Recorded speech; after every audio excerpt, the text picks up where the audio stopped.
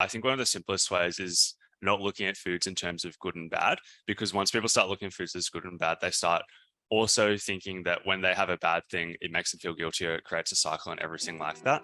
Maybe you can look at it as like something could be more nutritious and less nutritious, and all foods can fit or everything like that. Oh, I gotta go. I've been working, told them please don't hit my phone. I'm in my zone, bruh, just leave me alone. Was on the road, but I swear I'm coming home. Now the drinks on me, I think we need a toast. See, I did it for me. Now my old friends calling, told them nothing's for free. Told me time is money, dog, swear I paid all my fees. I was starving for this game, now my family can eat. Hey everyone, welcome to the Cup of Nurses show with your hosts, Peter and Matt, two nurses on a mission to change this world, one conversation at a time. If you find value in the show and want to join us on this mission, please share and review the show. It would mean absolutely everything to us. cupofnurses.com for your latest updates, merch releases, and anything else. Check that out, including that shop. If you want to check out our lifestyle podcast, check out wearefrontlinewarriors.com. In this episode, we would like to introduce you to Aidan Muir. Aiden is a dietitian with a role split evenly between seeing clients and creating content. He has a broad range of interests, but mainly sees clients in sports nutrition, particularly strength training athletes, weight loss, and gastrointestinal disorders. We talk about gut health, how to build muscle, and how to optimize your body while working night shift. Thank you, Aiden, for being here. Thank you so much for your time. Can you give us a little bit of background about yourself, how you became a nutritionist, what influenced you to become a sports nutritionist, getting to weight loss and gut health? Yeah, cool. So my name is Aidan Muir. I am a dietitian. The things that got me into that, I guess, was just personal interest. I was always interested in sports when I was a kid. And I don't know what made me think this, but I thought going to the gym was going to solve all my problems. I was going to get jacked, I was going to get tanned, and I was going to I don't know what I thought was going to happen. But I was a very skinny kid to start off with. And I was like, okay, I'm going to go to the gym, going to gain size. That's going to be awesome. And within the first few weeks of going to the gym, I lost like 5 kilos. I was already skinny to start off with. And I was like, what just happened? I was like, I don't know what just happened. And I just got on Google and started like looking into training, looking into nutrition, looking into everything like that. And I quickly learned that I had created a calorie deficit because I tried to quote unquote clean up my diet while also increasing energy expenditure by going to the gym.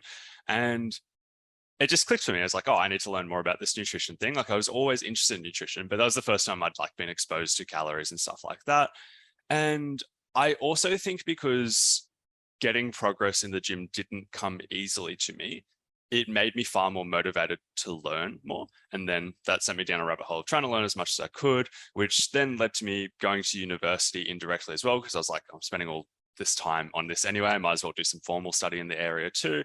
And that eventually led to me wanting to work with people and work one-on-one with people, which led to the sports nutrition side of things because I was already interested in that. And then I don't know, gut health just came alongside that just because I was seeing a lot of clients in that space and I was like, I enjoy doing this. So it made me want to learn more about that too.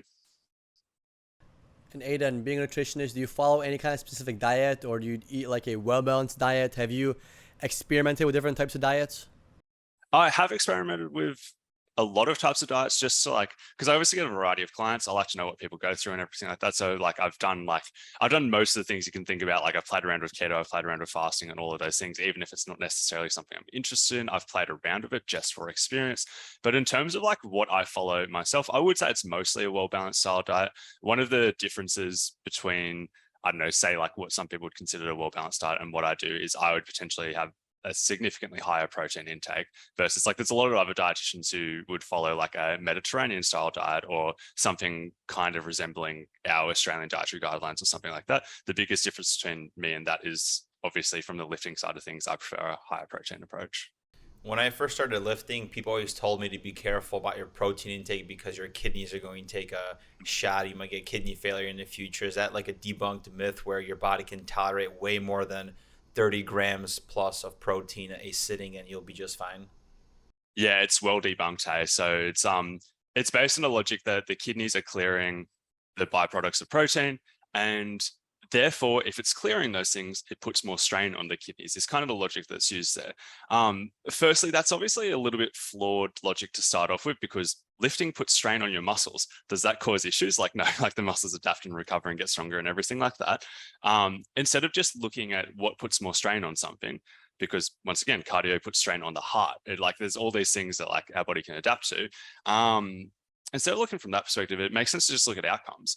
And there are countless studies that are looking at higher protein intake over a lifespan and just seeing what happens to kidneys. And particularly when you account for other variables, because somebody could have a higher protein intake and they could have other variables that go alongside that, like they might have a higher calorie intake, which could be a factor. But when you account for all other variables and you measure things like glomerular filtration rate, which is a marker of kidney function, everything like that, you would assume, based on that logic, that higher protein intake leads to a quicker decline in glomerular filtration rate over a lifetime. But we don't see that. When we look at it, like say 1 gram per kilogram of body weight, 1.5 grams per kilogram of body weight, and 2 grams per kilogram of body weight per day for protein, there's no link between that and kidney function, which is reassuring. There hasn't been like super high protein intake study. There's no like 3 grams per kilogram of body weight per day for years on end. Like there's nothing super high. But we know that the amount that is required to optimize muscle and then slightly above that is still fine for kidneys, which is reassuring.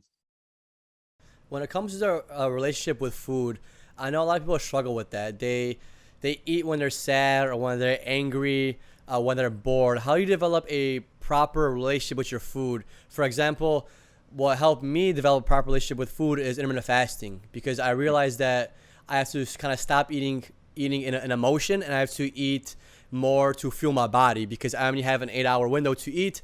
I have to really maximize the quality of food that I eat, and not look at it as like, you can say a friendly thing, but a thing that I need to do, and it has to be done in a proper way. Because if I don't get my proper nutrition in this 8-hour window, well, then I'm not feeding my body properly, and I'm going to be hungry. So how do you develop a good relationship with the food where you don't eat it based on emotion and you eat it more based on fuel and what you're supposed to be doing? Yeah, that's a massive question, because I could talk for hours about that. I think one of the simplest ways, and I don't know if this is a good answer, but I think one of the simplest ways is not looking at foods in terms of good and bad, because once people start looking at foods as good and bad, they start also thinking that when they have a bad thing, it makes them feel guiltier, it creates a cycle and everything like that. Maybe you can look at it as like something could be more nutritious and less nutritious, and all foods can fit or everything like that. But the emotion side of things is obviously tough. I think a lot of people link it with, this is the way my life has always been, I can't change this. Like I was kind of like, you hear people talk about, I finish the food on my plate no matter what, because that was how I was raised. And it's like, well, we can change these things as we grow, but they can be very, very difficult to change. And another thing that I find interesting, because me personally, I don't eat based on emotions pretty much at all, that's just something that's naturally innate. That's how it's always been. But I've heard other dietitians talk about some level of eating based on our emotions is okay. It only becomes an issue when it dictates a large percentage of our food choices. Like there are some people who, when they're sad, they do change what they eat. When they are happy, they do change what they eat. And that's almost like a cultural thing to a certain degree. Like some people, they get a raise at work and then they go out for dinner, and that obviously influences in certain degrees. And it's like, sometimes it's a little bit of a cultural thing. Other times it's only an issue when it becomes like a large percentage.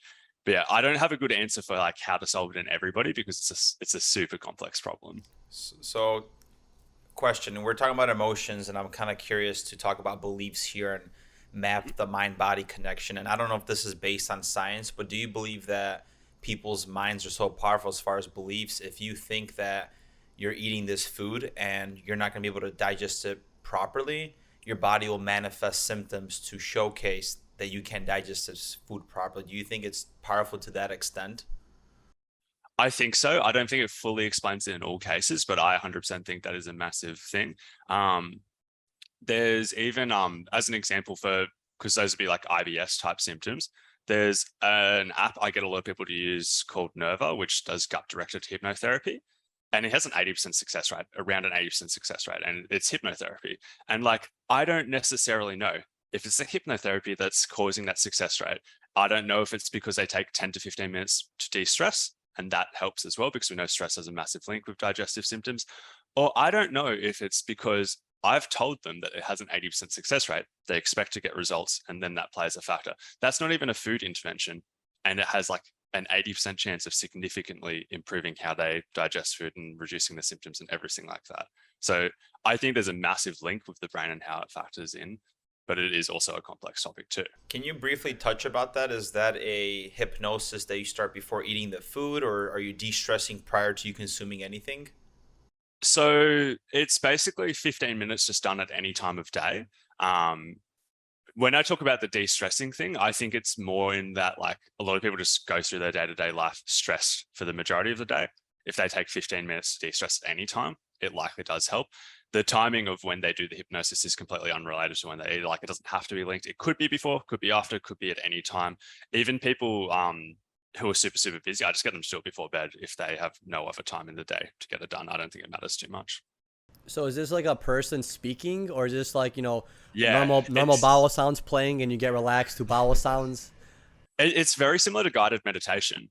It's pretty much just guided meditation. So say it's 15 minutes. The first 5 minutes is just like normal guided meditation. The last 5 minutes is just like normal guided meditation. And then in the middle, they talk about some like gut directed stuff. Like they get you like visualizing your intestines and stuff like that and like what's going on in there. But most people, from what I understand, seem to be in almost like a trance-like state during that. So they don't really notice what's going on. Okay.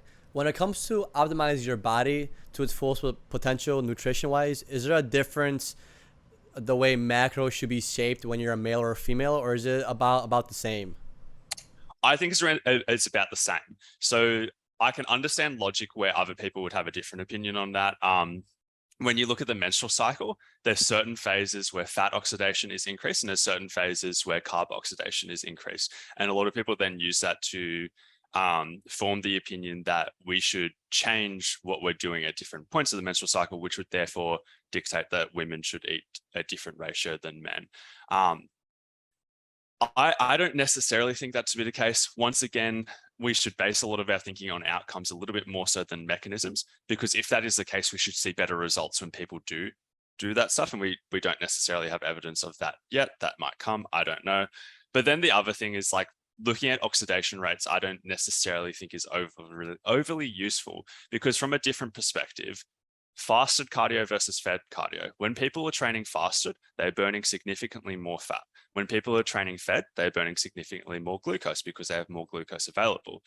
But if people eat the exact same in the day and they do the exact same amount of cardio, and we measure their results over a long period of time, but one group does fasted and one group does fed, they end up with the exact same results. Because even though they're burning more in that particular session, it balances out over the day because they've burned more of what they had available at that time, while they didn't have the other one as available as much because they had less carbs during that session. But it balances out. And that's why I'm like, I'd rather look at the outcomes than the mechanism because of that kind of thinking. The same kind of thing with the different macronutrient splits. I don't think it matters too much between genders.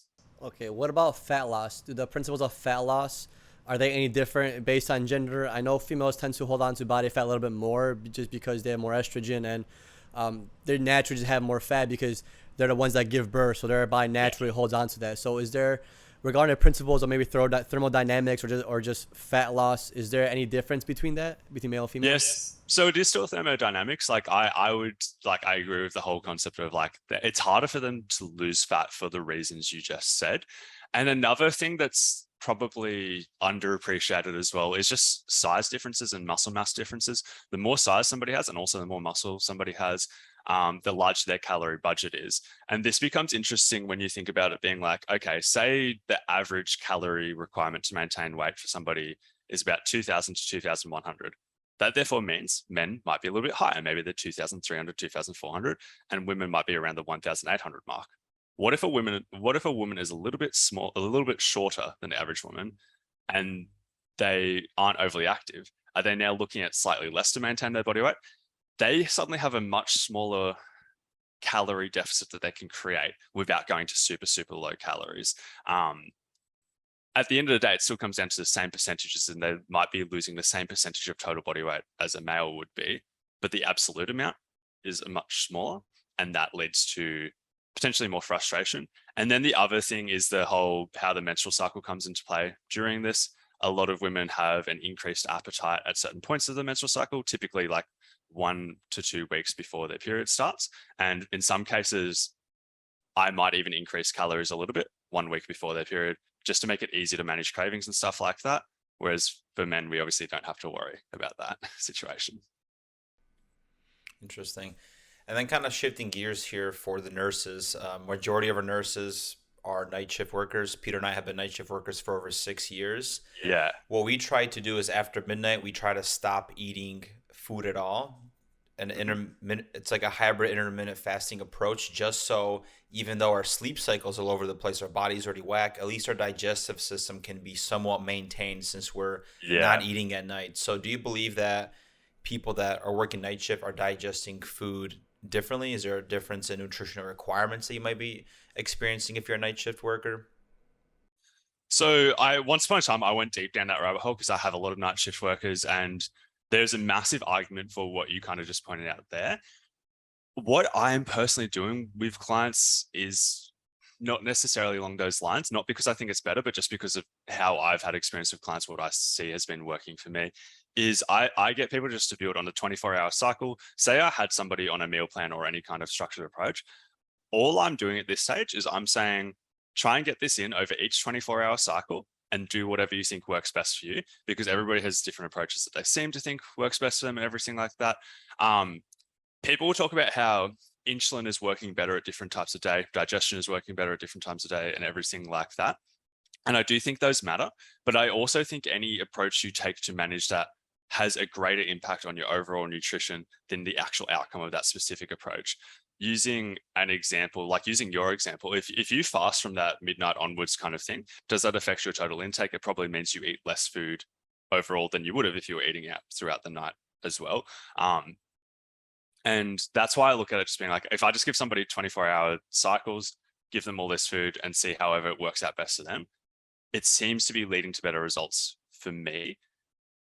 But it is so much personal preference and how people feel. A lot of people don't even really want to eat full proper meals at like 2 a.m. or something like that. They don't want to be focusing on protein and vegetables and everything like that.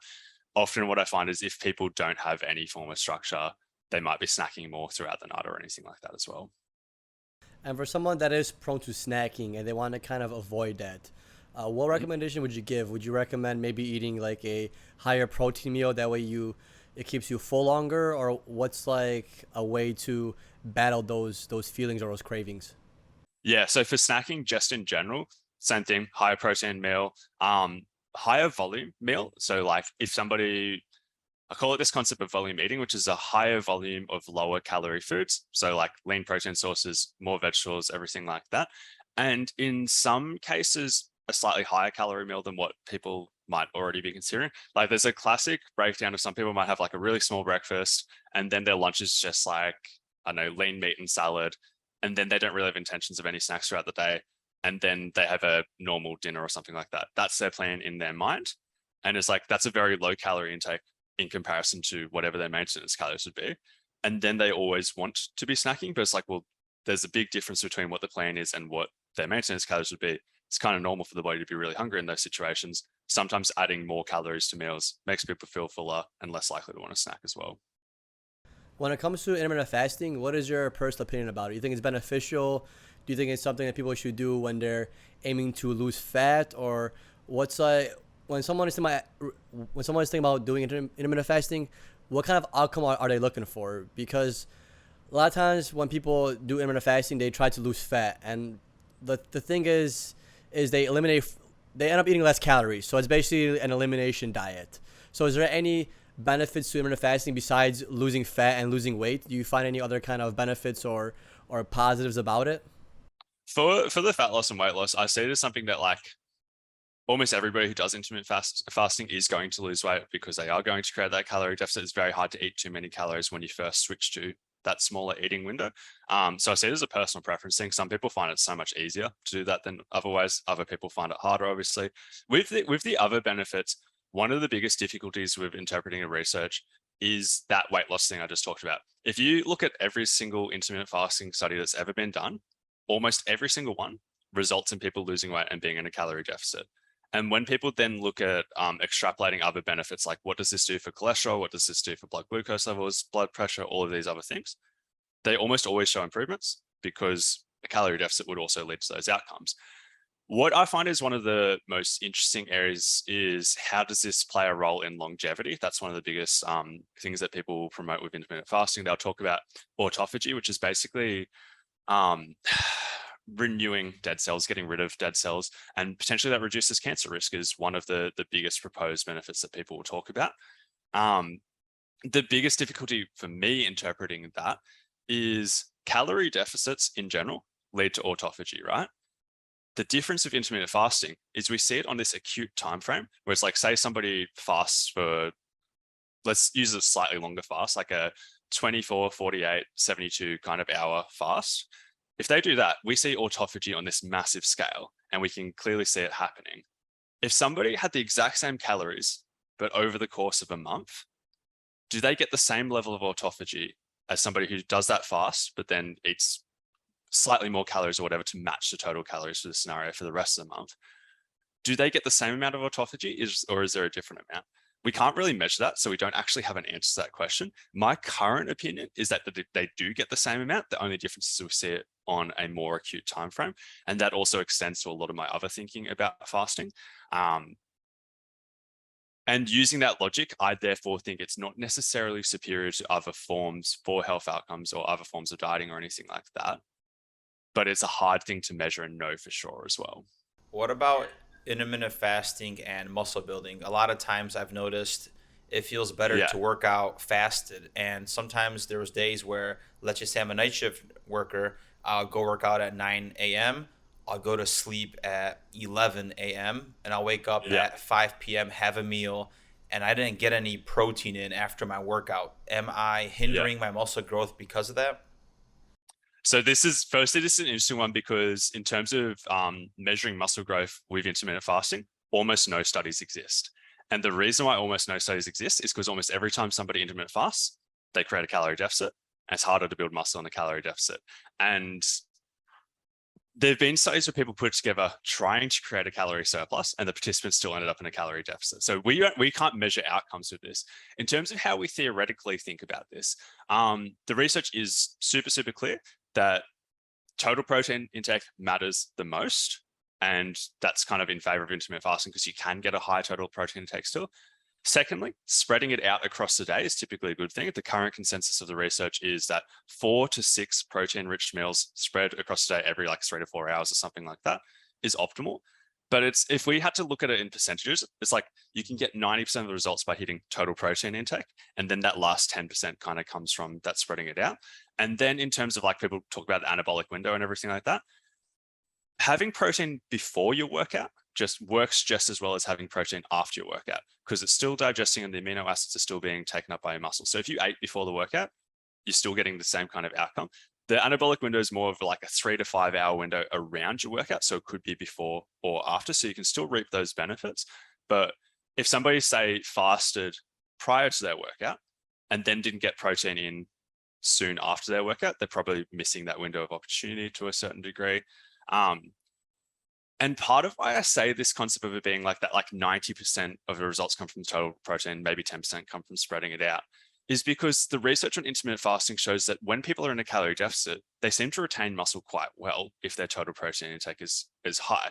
If you looked just at the research on spreading your protein intake throughout the day, you would make the assumption that intermittent fasting would be terrible for muscle retention. But when you look at the research on intermittent fasting with protein matched to people who are spreading it out, people seem to get very similar results, which makes me curious of being like, what if somebody could create a calorie surplus, or what if a large group of people could create a calorie surplus and do this? I wonder what the results would look like. We don't have research on that yet, but I would make the assumption that it would be almost as good as somebody spreading it out throughout the day. Is that muscle retention based on the way you could say, metabolize certain macros? Because I was always taught, I was always under the impression that our body first breaks down carbs, fats, and then it breaks down muscle. Is that true? I would view it through the lens of we're breaking down all three at all times, and it's the percentages. We're often breaking down, like during certain forms of exercise, we're breaking down a larger percentage of carbohydrates than we are of fat, and ideally we're breaking down minimal muscle. But it depends on how long we go for and everything like that. Like when people talk about, say, like the fat burning zone where you're doing like cardio at a low intensity, we might be burning more fat than more carbs during that and everything like that. But yeah, I'd view it through percentages. We're burning all three at all times, and the percentage changes. If you measured somebody's oxidation during a marathon, for example, at the start, they're burning more carbs while they have more carbs available. But as their carbohydrate depletes, they start burning more fat as a proportion, and their muscle breakdown increases a little bit.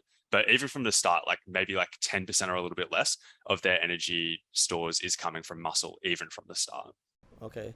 Can you touch base a little bit about muscular hypertrophy, how to have that happen, and also maybe body recomposition, how that works, like on a maybe nutrition skill, and if you know anything about it, like weightlifting wise? Yeah.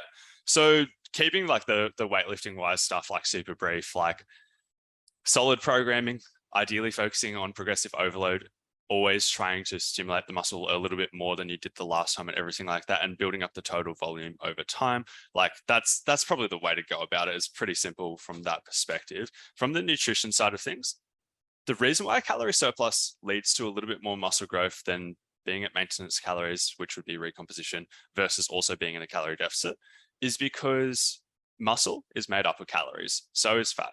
Every kilo of body fat is made up of about 7,000 roughly calories. A kilo of muscle is made up of about 1,200 calories, but it's an energetically expensive process to create. It takes about 5 times that amount of calories to create 1 kilo of muscle. So when you look at it from that lens, if somebody's in a calorie deficit, they have fewer calories available than what it requires to maintain their body weight. If they're in that scenario where there is less calories available, the body is a little bit less predisposed to be storing that as muscle because it's trying to prioritize more urgent things or whatever. That doesn't mean it's impossible to gain muscle in a calorie deficit. We see it quite often. If you get a group of untrained people and make them train hard while in a calorie deficit, they're going to gain muscle in most cases. So it's possible, but it's less likely to happen. As people go into a calorie surplus, it's like you eat all this food that's required to maintain your body weight and then a little bit more, and there's stuff left over. And it has to go somewhere. Energy can't just disappear. Calories are a unit of energy. And because there's stuff left over, it's more likely to be stored as muscle.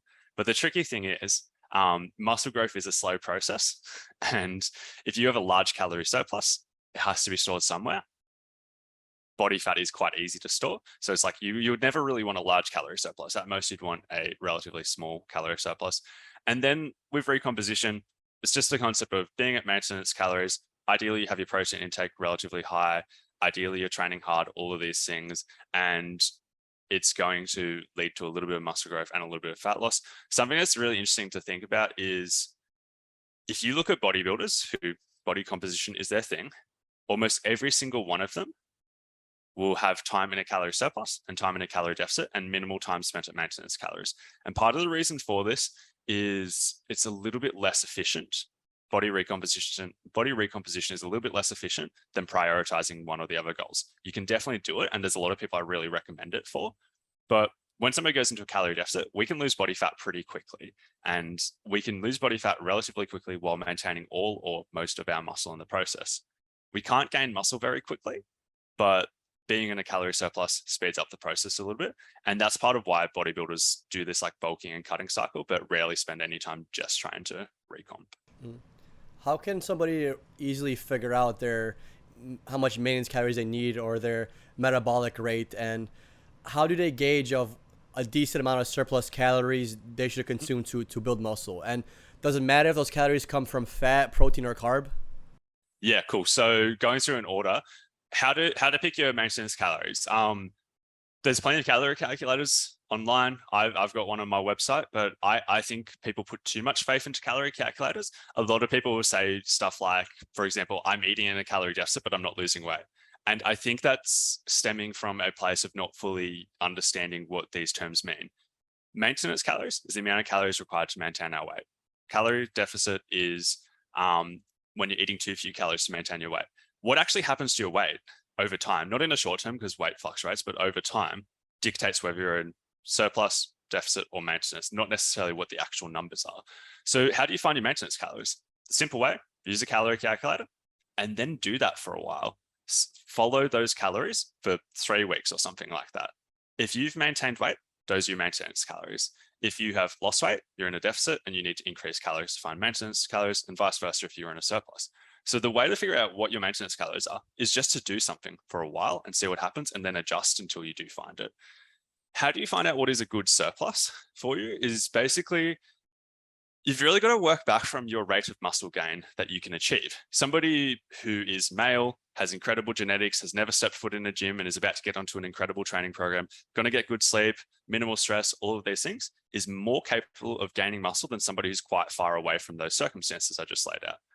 They might gain 12 kilos of muscle in their first year or something like that. Somebody who's like real close to their potential might struggle to gain 2 kilos of muscle with a year of good training. When you look at it through that lens, it's like, okay, that person can gain 12 kilos in a year. They can have a much larger calorie surplus, because if they gain, say, 1 kilo per month, there's a chance that almost all of what they gain is muscle. If they gain 1.5 kilos per month, maybe they gain a lot of muscle and a decent amount of fat in the process, but it was a pretty good ratio. You get somebody who's only capable of gaining a small amount of muscle, and you put them into that surplus, they just gain a bunch of body fat and only a little bit more muscle than they would have gained if they were in a small surplus. So that's kind of how you figure out how large should the surplus be. We know based on some mathematics that theoretically a 500 calorie surplus per day should lead to roughly 0.5 kilo of weight gain per week. It doesn't work out exactly that way because the body compensates. It makes it so that when you add more calories, you burn more calories a little bit as well. But it's a rough rule of thumb, which therefore means that the size of calorie surpluses that you should be aiming for end up being quite small. And like we're looking at like a 200 calorie surplus or a 300 calorie surplus. And once we get down to those numbers, I stop really talking about it being the absolute number. I don't tell somebody, hey, you're in a 300 calorie surplus. What I start basing it on instead is the rate of monthly gain. If somebody is capable of gaining a decent amount of muscle, I'll just set it up so that they're on a certain amount of calories that means they gain around 1 kilo per month, for example. And if they go faster or slower than that rate, then we'll just adjust the calories to reach those targets. If somebody's capable of gaining less muscle or whatever, maybe half that amount, and we go for 6 kilos across the year or whatever, or like 0.5 kilo per month. Does that make sense? Yeah, definitely. And then doesn't matter if they eat protein for those excess calories. Oh, sorry, that's it. Yeah.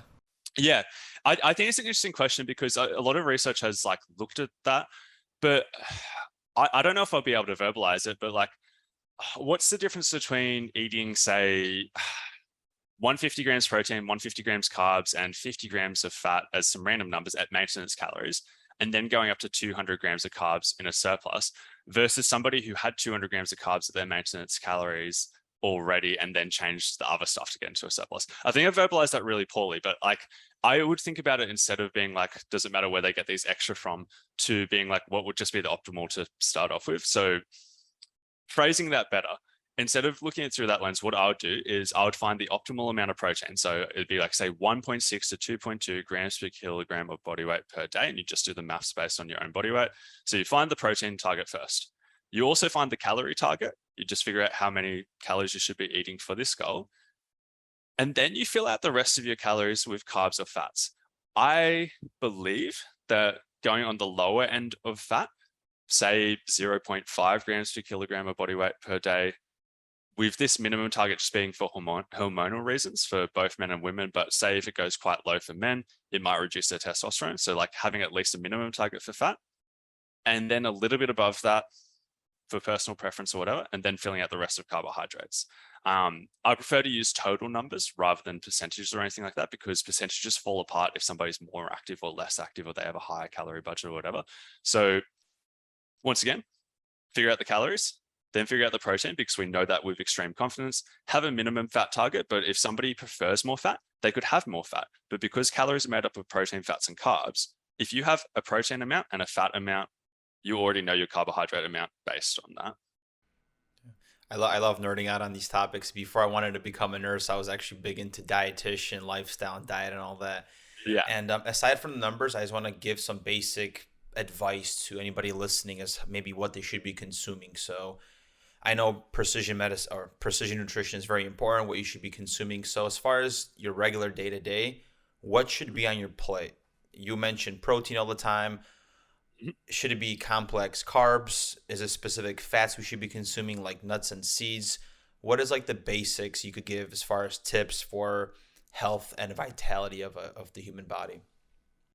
Yeah, for sure. That's a big question as well. And this is why people have varying beliefs. Like when you listen to how I just broke down those numbers or whatever, you can get there in hundreds of ways. Somebody could follow a vegan diet and get to those numbers. Somebody can follow a far more animal-based diet and get to those exact same numbers. And if they have a variety of sources and everything within that, they'll pretty much get the same outcome.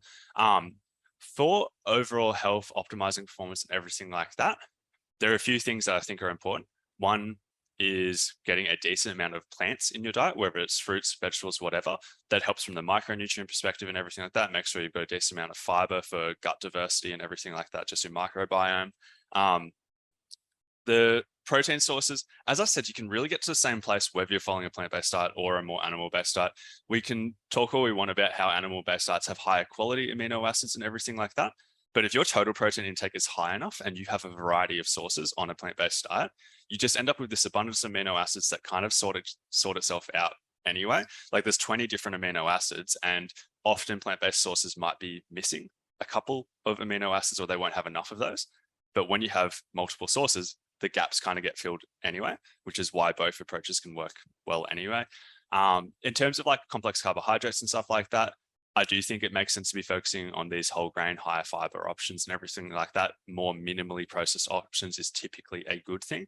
There can be exceptions to that. If you've got an athlete with really, really high calorie requirements and you try and get them having, I don't know, chicken, broccoli and brown rice or something like that, maybe they don't get enough calories in and their performance suffers as a result. So there can be exceptions where it's like, sometimes we just got to get the calories in, but in most cases, we want to be focusing on these minimally processed options.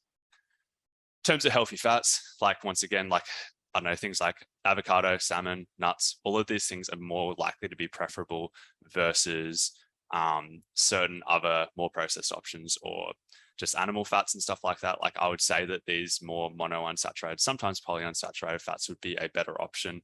But this is once again just why so many people can follow different approaches and still get great results, because there's many ways to go about doing this. I love how you say that, because it's not a one-step approach to everything. It's just very based on the body versus using reduction theory and saying they just slap it on, hey, this works for everybody. And kind of going into gut health, that's a big trending topic. There's different companies that does testing as far as like the stool and see what you need. This food is bad for you. What is the key to keeping a happy gut and have great hormones from that? For example, serotonin is mostly made in the gut, I believe, right? So how do you go about gut health? So if I could give one simple recommendation, it's funny because I haven't given really any simple answers yet, but the simple answer for this one is greater than 30 different plant-based foods per week would be a really good starting point. There was a thing called the American Gut Project where they basically just like measured people's gut microbiomes, measured the diversity of the bacteria in the gut, which is typically a good sign.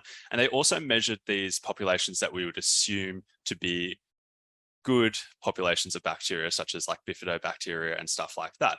And when you use this very simple criteria of putting one group who has less than 10 plant-based foods per week and another group having greater than 30 different plant-based foods per week, there is a startling difference in what you would call gut health, in terms of the things commonly associated with good gut health are far more commonly seen than the group having greater than 30 different plant-based foods per week.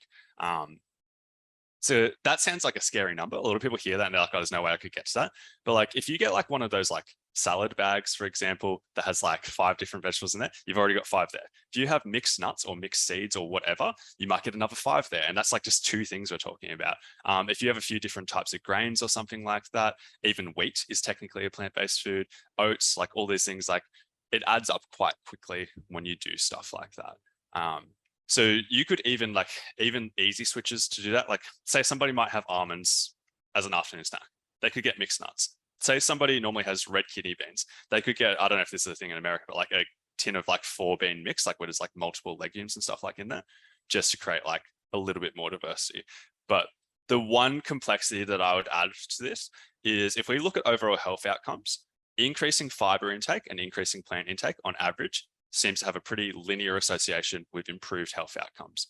But in terms of when people talk about gut health, they often will lump in IBS type symptoms into there, like irritable bowel syndrome symptoms, whether it's diarrhea, constipation, gas, whatever.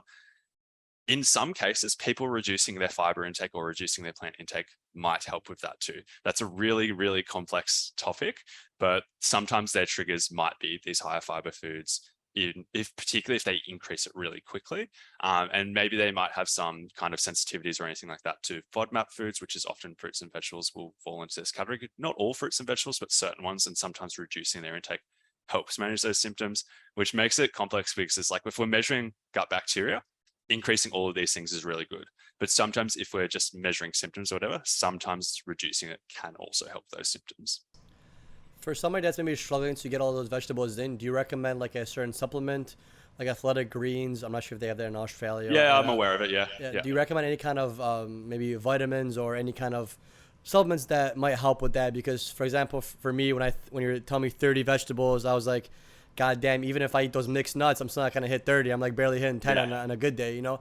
So is there anything that you'd recommend? Oh, that's per week, though. It's still per week. Like, it's still like you've got, but anyway, yeah. Yeah, I'm a big person. I eat a lot of meat. For some reason, vegetables just aren't my thing, you know? So is there any supplements that you recommend for me to maybe try and, not necessarily, I know I can't hit those 30 with supplements, but something that might like help a little bit? Yeah. So not from the gut health perspective, but from the micronutrient perspective, I would often start with a multivitamin over something like Athletic Greens, just because it's something that's like specifically made just to cover any gaps or anything like that. Like a multivitamin would often be my starting point. I don't see any downsides to stuff like Athletic Greens. Like, I think it's fine. It's something that can be used as a kind of coverall to a certain degree. It's obviously always better to get it through food, but that would be a starting point. Sometimes a probiotic supplement could be beneficial in some cases as well. There are prebiotic supplements, which is like fiber and vegetables are a type of prebiotic as well. So prebiotics are the food for the bacteria in the gut. I don't necessarily recommend prebiotic supplements very often, but it is also an option. Like, the order I'd go with is like try and get the vegetables first. If you can't do that, then I'd look at either a multivitamin, Athletic Greens, something like that. And then sometimes I consider a probiotic alongside that. But there's other ways like eating fermented foods and stuff like that, like kimchi, sauerkraut, even kombucha and a few other options like that could also tick the box or yogurt as well could also tick the box from that probiotic perspective too. Okay. And then when it comes to boosting athletic performance, there's a lot of research about creatine. I read a lot of studies and it says that's one of the best things you could take to have an increase in athletic performance. So do you know anything about creatine? Should you be taking it every day? Yeah. Is it safe to take every day? What do you know about that subject? Yeah. Creatine's massive. Hey, I do a Saturday Q&A every week on Instagram, and every week there's like questions about creatine. But creatine is the most frequent supplement that I recommend. Looking at it from a strength perspective, because strength is one of the biggest things that increases, there was a meta-analysis and systematic review done on 1 rep max performance, being like how much can you bench press for 1 rep or whatever. And over the course of 12 weeks, on average versus placebo, people increased their bench press by 8% more in the creatine group, which is crazy. Like, when you actually think about that, an 8% improvement from just taking a supplement that's legal is insane. Some people that sounds small, but it's like, I don't know, there's not many supplements that work that well. So like an 8% is pretty huge. I don't really expect everybody to get like an 8% improvement, because in these studies, often they have untrained lifters who get more benefit from stuff like this. But I look at it being like most athletes would get like a 1 to 3% improvement from creatine. Should you take it daily? Yes, it's something that builds up in your system over time. If you take, say, 5 grams per day, it probably takes about 30 days to get to the optimal levels in your blood. Some people would like to do a loading phase where you have like 20 grams per day for 5 days. That gets you to optimal levels. And then you drop back to like 3 to 5 grams per day to maintain those levels. And basically what it does is it increases our ability to regenerate ATP, which is this first form of energy for, say, anaerobic metabolism. So that first like 10 seconds of activity, it really helps with that. And if you're doing like repeated efforts, repeated sets, like whether you're lifting weights or whether you're doing sprints or whether you're doing whatever, it helps in those repeated efforts. And once again, I care more about outcomes than mechanisms, but theoretically, because people can get more work done without any additional fatigue, that creates a better training stimulus, which leads to better outcomes. But once again, I care about outcomes, and like, people gain more muscle when they take creatine, they gain more strength when they take creatine, and this should lead to better outcomes overall as athletes. And do you recommend that just for people that are trying to build muscle, or is it also beneficial in cardiovascular exercises? I know you mentioned sprints, but someone told me that if you're not weightlifting, you shouldn't take creatine because it's going to dehydrate you and it's just going to have you perform worse. But then I was always under the same information as you were, as that it increases ATP. So technically, it should help you in both ends if you're doing, let's just say, jiu-jitsu or Muay Thai, as well as if you're weightlifting, right? Yeah. Am I wrong I would to still say take that? it for jiu-jitsu and Muay Thai. Like, I'd take it for the indirect benefits of helping your other training as well as potentially helping that. With the water thing, it's an interesting thing. So a lot of people, if they do the loading phase, they might gain 1 to 2 kilos of extra water weight, right? And a lot of people like presume that that will cause issues. Something that I thought for a very long time was you'd get like that 1 to 2 kilo increase or whatever, and then it would stay stable. So it'd be like when you're on creatine, you're 1 or 2 kilos heavier with more water weight than if you never took creatine at all. When you actually look at the research, people's weight returns to the baseline. After being on creatine for over a month or whatever, all of the research has shown that people weigh what they would have weighed if they never took creatine at all. So it seems like it's like the body kind of, when you first add it, increase in water weight, but eventually it just returns to the baseline. And the dehydration theory falls apart a lot when you look at it as well, being like, firstly, we don't have any evidence showing that it increases the rates of dehydration. But when you actually break down the numbers, say you increase body weight by 1 kilo and say you don't do the loading phase. Actually, let's say you did the loading phase to make it more extreme. Do the loading phase, 1 kilo heavier, right? Because 2 kilos is a pretty big outlier, 1 kilo heavier. To achieve that status, you would need to drink 200 ml more water per day to compensate. Like, it doesn't really drastically increase the likelihood of dehydration. And then once we factor in that things balance out over a longer period of time, you'd only need to worry about that for the loading phase. So I wouldn't be too concerned about that. And we've also got research on other situations, like when people get an injury and then they do a rehab process, their rehab goes better when they're taking creatine versus if they're not. If I was like a marathon runner, would I take creatine? Probably not. But if I was in combat sports or something like that, I would do that. Particularly this, I know I'm off on another tangent, but like there's a bit of research indicating that it might also help with concussions as well, in terms of reducing the risk and also improving the recovery from concussions. So if I was also in a sport where there was a chance of a concussion, I'd probably take it as well. Yeah, and that makes sense because if you're just, for example, say you're dehydrated and you're doing combat sports and you get hit on the head, you don't have as much fluid, which means your brain isn't as hydrated. You're more likely to get hurt. So it's almost like better to be overhydrated than underhydrated. I also believe it's related to the ATP in the brain as well. Yeah, that makes sense as well. Another thing that I hear as a counter argument against creatine is that once you stop taking creatine, you lose all those gains. So is that true? So let's say my bench goes up by 3% on creatine. Yeah. Is it going to then, once I stop taking creatine, is it going to go down to my baseline, or are those gains still going to be there? Because technically, my muscles should have gotten bigger, not just the fluid absorption, not just the ATP. So is that also a myth? Yeah. So that's why I use the wording specifically. If somebody takes creatine for 12 weeks, they gain more muscle than if they didn't take it at all. That muscle gain would stay. And 1 rep max performance, that's also why I use that as a metric as well. Because creatine, that whole ATP argument doesn't really matter for a 1 rep max, because a 1 rep max is too quick to actually have this kind of matter. What you would lose is the benefit of that ATP regeneration. It takes about 30 days for creatine stores to go back to the baseline once you stop supplementing. And say somebody's doing sets of 5 or 5 to 8 or something like that, and they get a boost from creatine in performance for those things due to that ATP regeneration. When somebody stops taking it, that benefit of ATP regeneration stops, so they no longer get that benefit. But any muscle that you built while taking creatine is likely to remain after it. Obviously, that creates a different kind of discussion very long-term, being like, if you built that muscle due to having this benefit and then you stop taking it and then you're no longer getting that same training stimulus, does it eventually disappear or whatever? Like, maybe, I don't know. But like in the first few months, particularly after stopping creatine supplementation, that you don't lose that muscle that you built while having it. As we slowly start wrapping up the show, I just want to ask one more question, a broad nutritional question. What are some non-negotiables of foods that you should be eating? So things that come to mind for me right now is maybe the amount of sugar you should be eating. If there's like a baseline, like, hey, 30 grams cut off, it's going to give reverse effects to, nutrition, athletic performance. And also I'm thinking about industrial seed oils. I know like canola oil and all those things are really bad, where it causes oxidative stress from omega-3s or 6s. If don't quote me on that one, you should know more. Yeah, the seed oils one, I probably don't want to get too deep into that because it's just a massive topic. With the seed oil stuff, like the reason why I don't care about it, because it's just like, firstly, I have this approach of being like, you should mostly be focused on minimally processed foods anyway. The seed oils thing, it's like, if you eat a lot of packaged foods and stuff like that, you probably end up with a really high intake of seed oils. So it's like, I don't know, firstly, I think you should be limiting that, but not necessarily because I'm like, hey, seed oils are causing these issues, but more because I'm like, well, there's a whole bunch of stuff in there that is also leading to that. I encourage extra virgin olive oil, which some people would classify as a vegetable oil in some cases, but it's like, well, we have this abundance of research on the extra virgin olive oil is typically linked with good health outcomes, even from a mental health standpoint as well. And I feel like there's something else I was going to go with that. Oh, another thing with there's this whole like omega-3 to omega-6 ratio kind of debate that a lot of people have.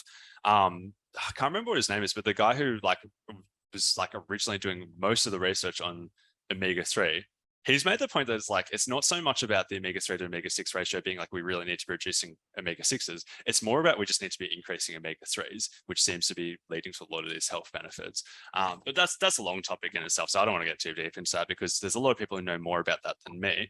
With the sugar thing, the sugar thing's a bit of a difficult one because I think for most people, limiting added sugar is a really, really, really good idea. The biggest health outcome that it is linked with that you kind of touched on is like dental health. Very clearly, it affects dental health.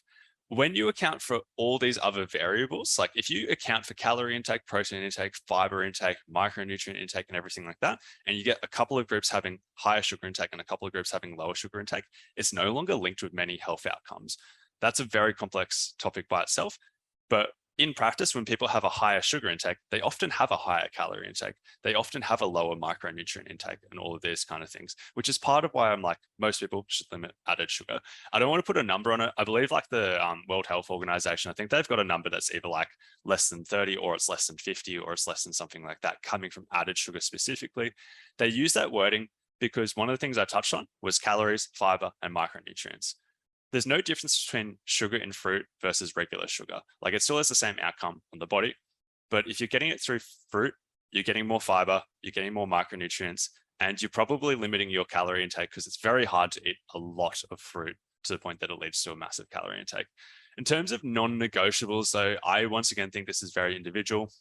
For me personally, protein intake relatively high. I have a minimum target in my mind. I don't actually track it right now, but manually in my head, I kind of figure it out. I'm like, have I had that minimum target? Easy.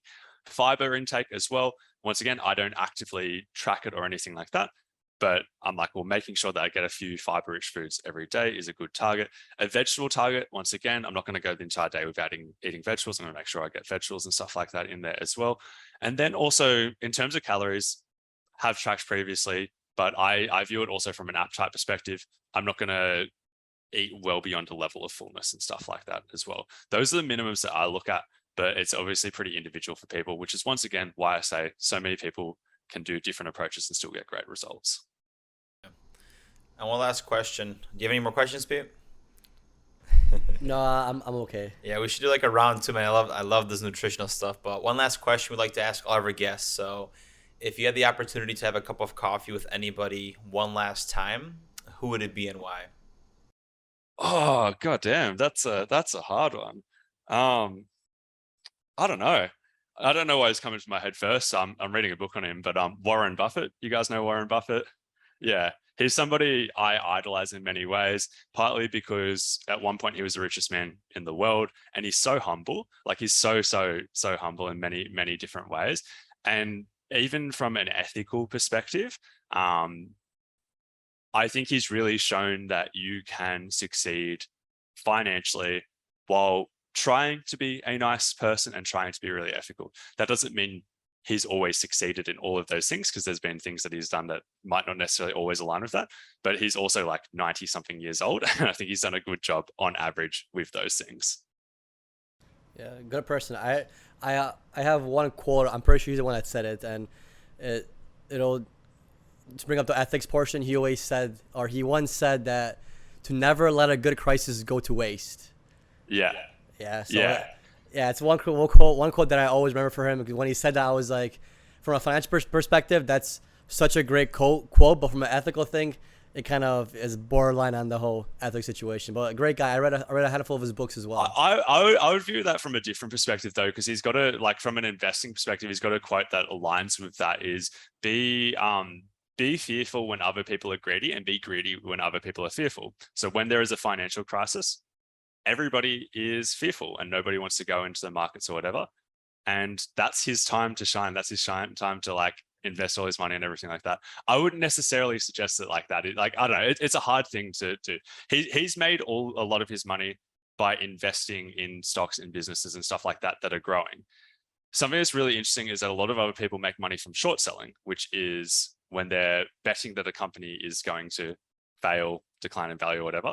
And I think it's a very positive mindset to be focusing on that growth perspective, because somebody who profits from the other end of the spectrum where companies are going down, it's kind of like you succeed when the world around you is failing and people are losing their jobs and stuff like that. So that's my perspective. Yeah, 100%. I agree. He's one of the people that got me investing first. I think I read, it was Rich Dad, Poor Dad. I read that book. That's how I started. Yeah, that's how I started investing. And then I came into Warren Buffett, because I don't know if you mentioned him in the book or something. He was my second person that I listened to, and I was like, damn, this guy really knows what he's talking about. That's why I was really big into fundamental investing. He's the one that really introduced me to fundamental investing. He always looks at the numbers, looks at how the company's doing, the expectations, because typical investors don't really look at that. They just kind of go based off emotion, and they kind of do a little bit of guesswork. But if you really read the quarterly reports, yearly reports, you really know where a company stands fundamentally, and you can really figure out their value. Now I do more technical analysis because I just find that more enjoyable when I do my trading. But fundamental investing was the first thing that got me into investing, and I credit him with my success, or so-called success. Yeah, super interesting. Hey, Aiden, where can people find you? Two places. So as you mentioned, I've got a podcast. So I think you mentioned it. I don't know if you mentioned it before the podcast, but I have a podcast. So that is the Ideal Nutrition podcast. I try to do kind of short form content, like 10 to 20 minutes for most episodes, trying to keep it pretty succinct. And then I also have Instagram, which is Aiden_the_dietitian. Thank you, Aiden. Thank you so much for your time. Thank you for being here. Perfect. Thank you so much for having me.